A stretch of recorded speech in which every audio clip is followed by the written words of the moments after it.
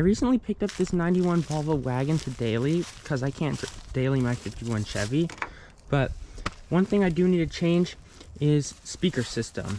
Now, everything else in here I'm extremely happy with. Like, the interior is in amazing condition, especially for a 30-year-old vehicle, and leather. But today we're going to be installing new speakers, a new amp, and a sub. There is an old Kenwood system I took out of here that was not even connected to anything, but I'm going to put it back in there just so there's not a hole in the dash.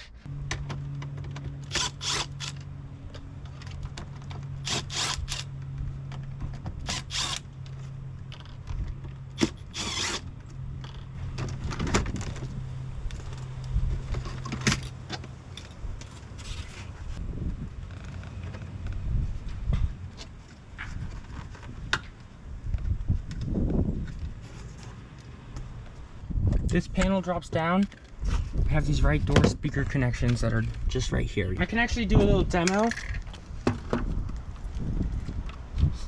If I plug my phone directly into it with an adapter that's just cut wires, it won't be loud enough to hear because these are car speakers and they have a higher impedance.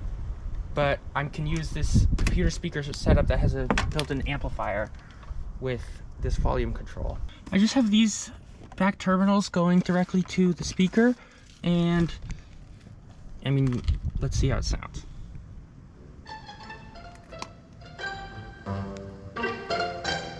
This is max volume. There's also no bass either. I have it playing some subwoofers.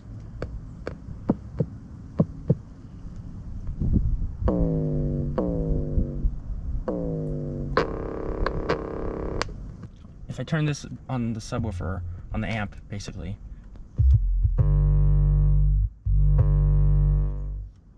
it's just playing the high end. And that also could be because the speaker slash amp, whatever, is manually cutting off all the low end. Oops, let me try that out.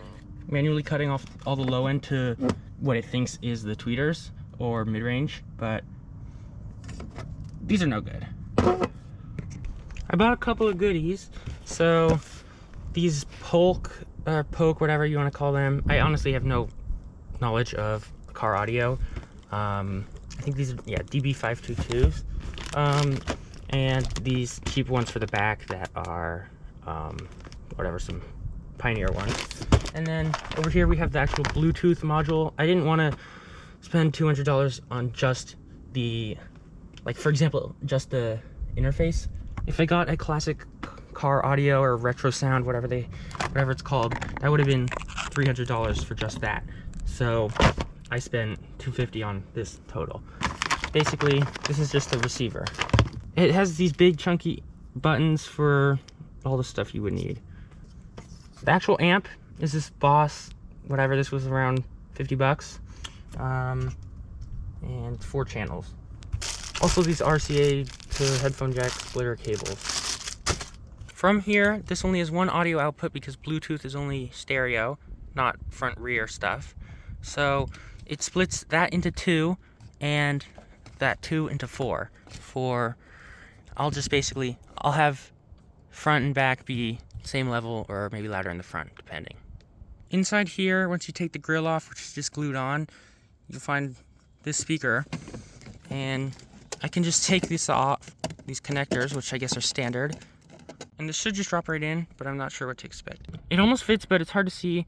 These terminals are hitting this cardboard, MDF. I actually decided to notch the bottom because the metal actually lined up much better. It's square cut off here, but it's circular on the bottom.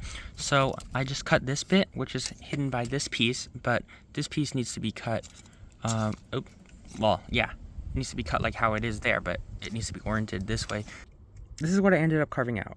So this actually seems like it fits if I just don't mount it to anything. This is without the plugs though, but there we go. It's definitely in there. So I'm gonna plug it in. Probably not supposed to touch it by that part, but whatever. Kind of does feel like it wants to fall out, but if it does, then whatever, I'll deal with it. I'll just take out the grill good once and for all. I guess I have to do the other side now. I'll just do a little time lapse of that.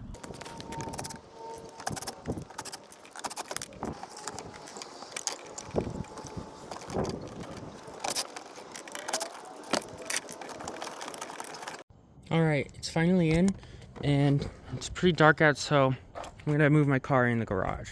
Alright, I've brought it in. I have my makeshift light set up because it's pretty dark in here. I think I'm gonna put the amp in here somewhere because there's lots of space. Behind here, not so much with what's being taken up. I'm gonna put this control thingy that threads into here. There's a hole already behind it. I guess I have the bass trim, not deluxo version, and I'm just gonna drill a hole through here. I want to get power directly from the battery going straight to the amp, and there's this actual hole here with this rubber grommet I found. Well, it was on it, that I can get through the firewall. So I'm gonna drill a small hole in one of these plug things so I can use this thicker gauge wire and not compromise the integrity of the firewall. That's the other side of that grommet, and I got the wire going through, so I'm going to terminate this end and terminate the other end. Alright, so with both the speakers installed and the amp installed, well, it's in here. It does close. I just took it out because we can play some music, but I realize I definitely am going to need a sub, so... And you can hear that static. I think that's because, I mean, I have a wiring mess right now. Depending on your speakers, I mean, you can tell there's not too much bass going on. It sounds very tinny to me. That's just with the fronts in. I haven't put the backs in yet.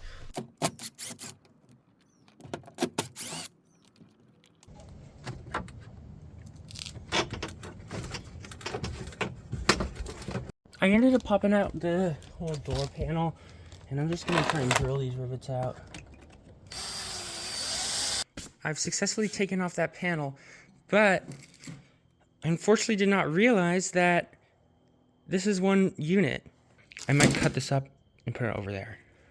Alright, here's the finished product. This panel is on top, which I cut the underside out of, and the speaker, and yeah, I mean, I put self-tapping screws through it, which is not right, but that's why I'm not going to take it out to show you guys, is I don't think they'll self-tap back in there, or hold, I mean. So this is ready to go right back in that door, on the door, and it'll sound much better.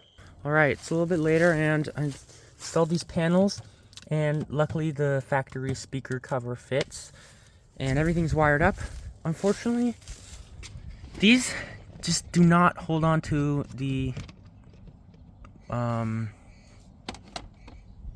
these do not hold on to the cover, so, well, I don't know what I'm going to do about that. I can run it as is for now.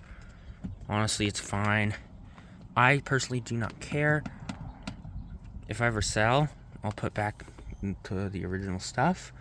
But the next task is going to be installing the bass, subwoofer, whatever you want to call it.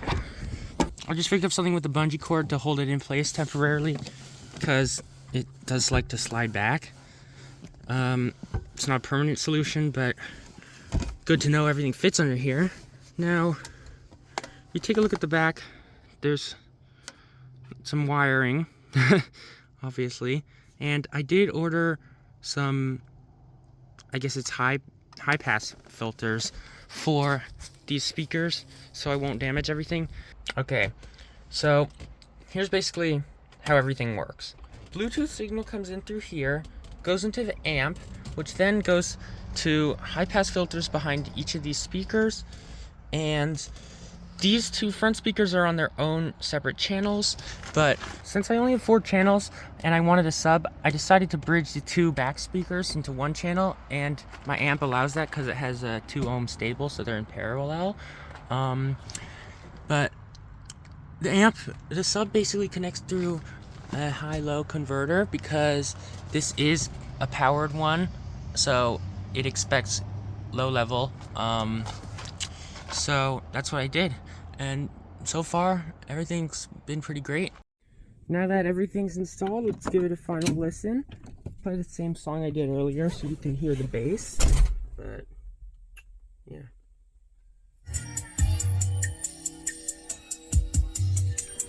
It's in down here, and I have to kind of talk over it because I don't want to get copyrighted, but overall it's pretty good. Just hopefully I don't get copyright strike.